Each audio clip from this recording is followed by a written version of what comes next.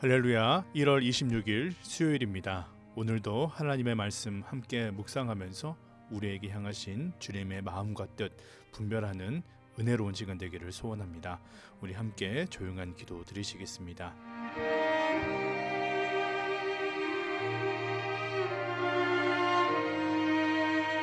아멘. 오늘 우리에게 주시는 하나님의 말씀은 누가복음 7장 18절에서 35절까지의 말씀입니다.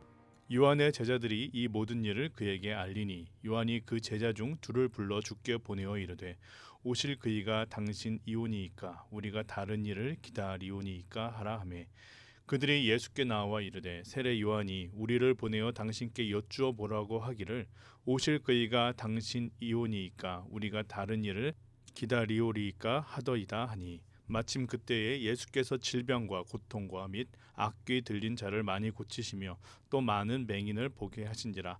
예수께서 대답하여 이르시되 너희가 가서 보고 들은 것을 요한에게 알리되 맹인이 보며 못 걷는 사람이 걸으며 나병 환자가 깨끗함을 받으며 귀먹은 사람이 들으며 죽은 자가 살아나며 가난한 자에게 복음이 전파된다 하라. 누구든지 나로 말미암아 실족하지 아니하는 자는 복이 있도다 하시니라. 요한이 보낸 자가 떠난 후에 예수께서 무리에게 요한에 대하여 말씀하시되 너희가 무엇을 보려고 광야에 나갔더냐 바람에 흔들리는 갈대냐 그러면 너희가 무엇을 보려고 나갔더냐 부드러운 옷 입은 사람이냐 보라 화려한 옷을 입고 사치하게 지내는 자는 왕궁에 있느니라. 그러면 너희가 무엇을 보려고 나갔더냐 선지자냐 옳다 내가 너에게 이르노니 선지자보다 훌륭한 자니라. 기록된 바 보라 내가 내 사자를 내 앞에 보내노니 그가 내 앞에서 내 길을 준비하리라 한 것이 이 사람에 대한 말씀이라. 내가 너에게 말하노니 여자가 낳은 자 중에 요한보다 큰 자가 없도다. 그러나 하나님의 나라에서는 극히 작은 자라도 그보다 크니라 하시니 모든 백성과 세리들은 이미 요한의 세례를 받은지라. 이 말씀을 듣고 하나님을 의롭다 하되 바리새인과 율법 교사들은 그의 세례를 받지 아니하므로 그들 자신을 위한 하나님의 뜻을 저버리니라.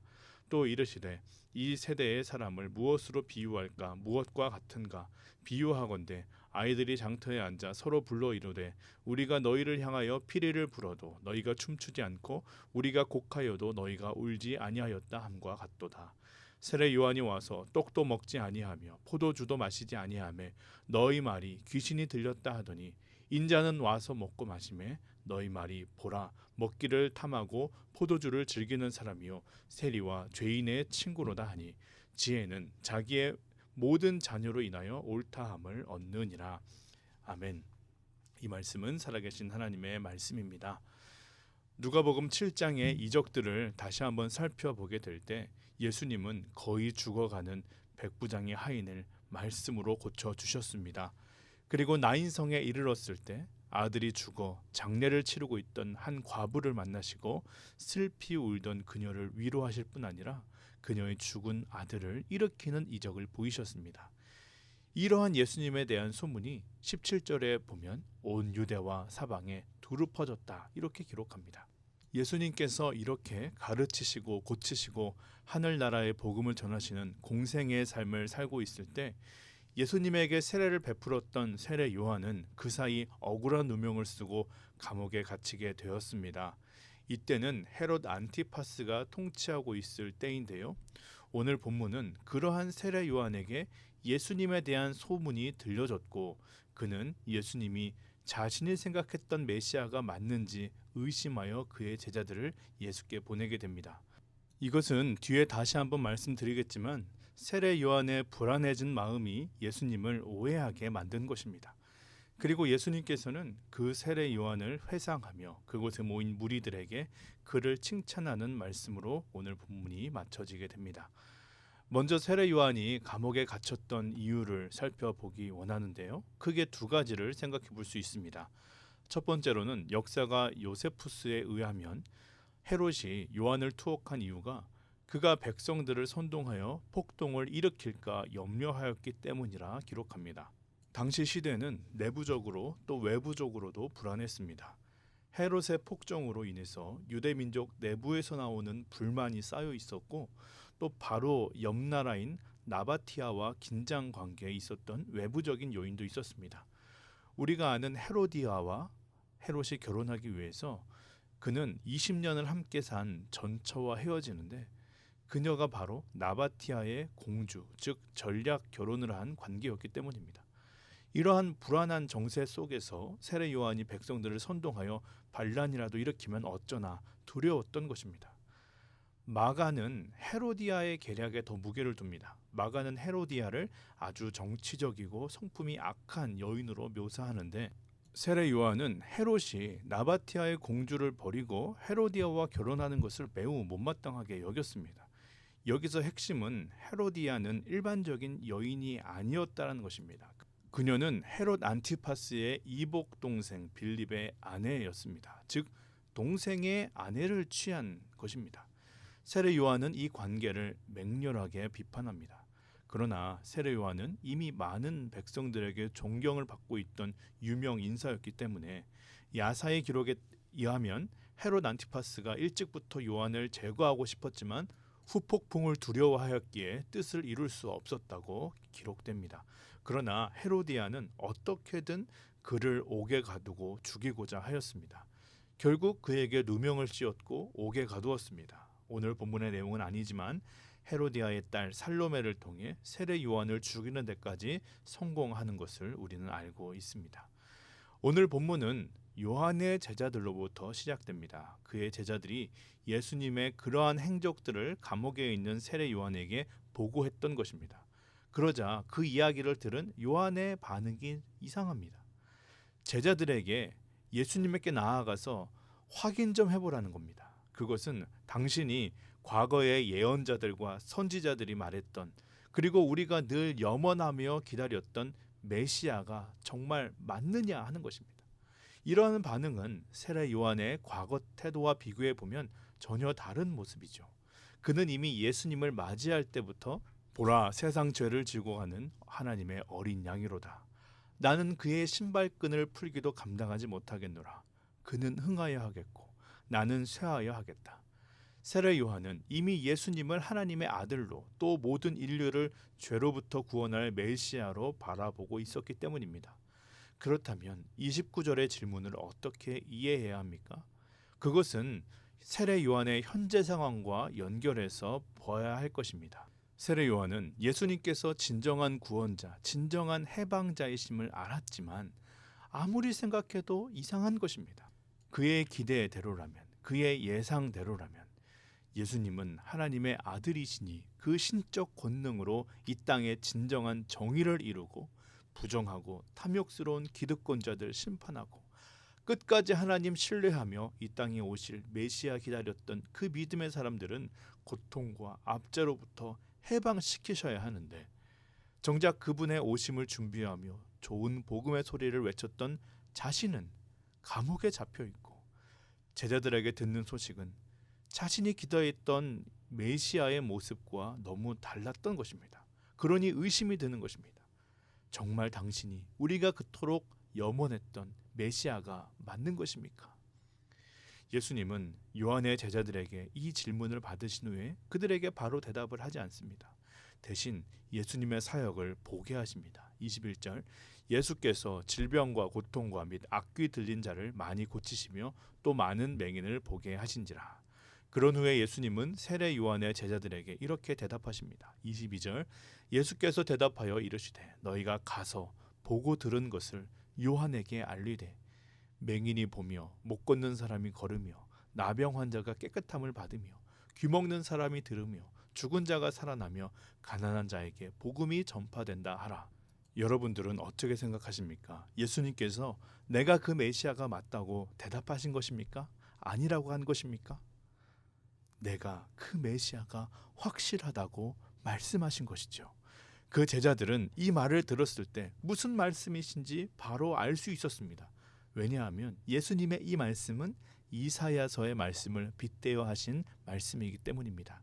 이사야 35장 5절 이하를 보면 그때에 맹인의 눈이 밝을 것이며 못 듣는 사람의 귀가 열릴 것이며 그때는 저는 자는 사슴같이 뛸 것이며 말 못하는 자의 혀는 노래하리니 그리고 61장 1절 주 여호와의 영이 내게 내리셨으니 이는 여호와께서 내게 기름을 부으사 가난한 자에게 아름다운 소식을 전하게 하려 하심이라.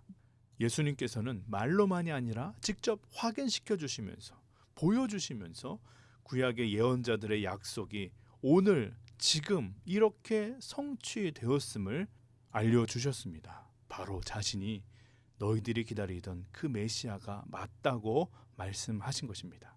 이 대답을 들은 세례 요한이 어떻게 반응했는지 성경은 기록하고 있지 않지만 짐작할 수 있지 않겠습니까?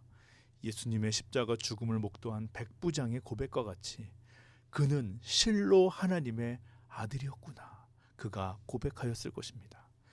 요한의 제자들이 떠난 후에 예수님은 그곳에 모인 사람들과 제자들에게 세례 요한에 대해 나누십니다.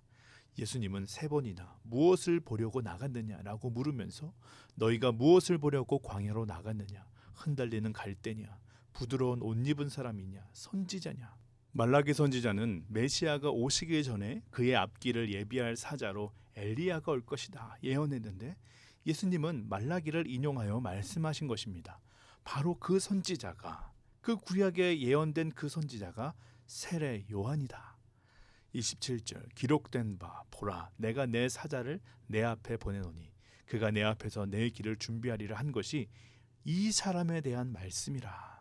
그러면서 예수님은 세례 요한이 충실히 그의 사명을 감당하였음을 칭찬하며 여자가 낳은 자 중에 세례 요한보다 큰 자가 없다. 오늘 이 말씀을 묵상할 때 여러분들은 어떠한 은혜를 받으셨습니까? 저는 세례 요한이 예수님에게 그러한 질문을 하게 된 그의 마음과 또 예수님의 반응이 마음에 남게 되었습니다. 우리는 인간이기에 연약합니다. 그래서 불안과 걱정이 생길 때 믿음을 의심할 때도 있습니다. 그러나 예수님은 어떤 분이십니까? 그러한 우리에게 분명하게 말씀하십니다. 직접 보여주십니다. 인간의 눈으로 보면 인간적인 것만 보이죠. 걱정하는 마음으로 보면 모든 것이 걱정거리입니다. 의심의 눈으로 보면 모든 것을 의심하게 됩니다. 그러나 영적인 눈을 뜨면 영적인 세계를 볼 수 있죠.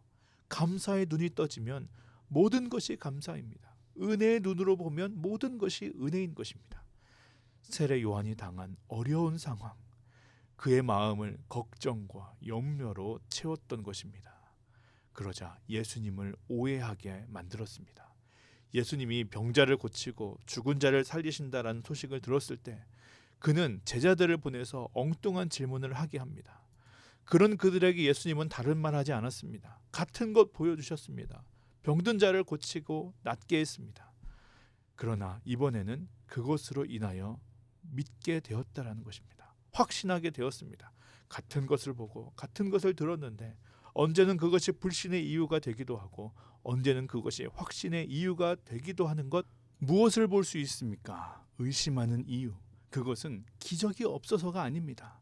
말씀이 없어서도 아닙니다.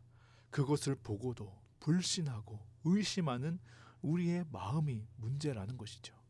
나를 바라보고 문제만 바라보면 기적도 문제로 보입니다. 은혜도 의심하게 됩니다. 그러나 놀라운 것은 주님은 세례 요한을 책망하지 않으셨습니다. 그의 중심을, 그의 과거를, 그의 현재를 주님께서 아시기 때문입니다. 다시 한번 분명하게 말씀하셨고 깨닫게 하셨습니다. 보여주셨습니다. 그 주님은 오늘 우리에게도 동일하게 일하시는 분인 줄 믿습니다. 여러분 의심이 되십니까? 우리가 어떤 시선으로 하나님 바라보고 그 문제를 바라보고 있는지 우리의 마음을 먼저 돌아봐야 할 것입니다. 그렇게 될 때 주님은 우리에게도 분명히 보여주십니다. 말씀하십니다. 깨닫게 하십니다. 우리는 연약하여 무리를 걷다가도 말씀을 의심하여 빠지게 될 수 있지만 주님은 우리를 버려두지 않으시고 우리에게 다가오셔서 우리를 붙드십니다. 우리를 건지시는 구원자이십니다. 간절히 바라고 기도를 드립니다. 의심이 생길 수 있습니다. 그러나 오히려 그 의심으로 우리를 붙드시고 건지시는 주님을 만나게 되고 그 만남으로 의심이 확신으로 바뀌는 놀라운 기적을 경험하며 사시는 저와 여러분 되시기를 간절히 소원합니다. 우리 함께 주기도문 하시겠습니다. 하늘에 계신 우리 아버지여, 이름이 거룩히 여김을 받으시오며 나라의 마옵시며 뜻이 하늘에서 이루어진 것 같이 땅에서도 이루어지이다. 오늘날 우리에게 일용할 양식을 주옵시고 우리가 우리에게 죄 지은 자를 사하여 준 것 같이 우리의 죄를 사하여 주옵시고 우리를 시험에 들게 하지 마옵시며 다만 악에서 구하옵소서. 대개 나라와 권세와 영광이 아버지께 영원히 있사옵나이다. 아멘. 우리 함께 기도하실 때 주님, 우리의 연약함과 부족함을 주님께 올려드립니다. 사람을 보고 세상을 볼 때는 우리의 믿음이, 예수 그리스도의 주 되심이 의심될 때가 있었습니다. 그러나 주님은 우리를 버려두지 않으시고 우리를 붙잡아 일으키시는 사랑의 주님이심을 다시 한번 깨닫습니다. 오늘도 주님 앞에 나아갑니다.